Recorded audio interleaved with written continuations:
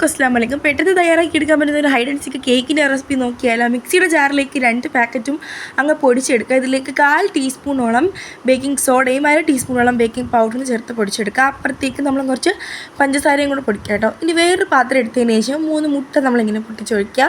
ഇനി ഇതിലേക്ക് കുറച്ച് വാനില എസൻസ് ചേർത്തിട്ട് നല്ല രീതിക്ക് അങ്ങ് എന്ത് ചെയ്യുക, ബീറ്റ് ചെയ്ത് സെറ്റാക്കി എടുക്കുക. പിന്നെ ഹൈഡ് ആൻഡ് സീക്ക് ബിസ്ക്കറ്റിൽ ആവശ്യത്തിന് കൂടുതൽ പഞ്ചസാര ഉള്ളത് കൊണ്ട് തന്നെ നമ്മളിവിടെ കുറച്ച് പഞ്ചസാര മാത്രമേ ചേർക്കുന്നുള്ളൂ. നിങ്ങൾക്ക് ആവശ്യത്തിന് പഞ്ചസാര ചേർക്കാം കേട്ടോ.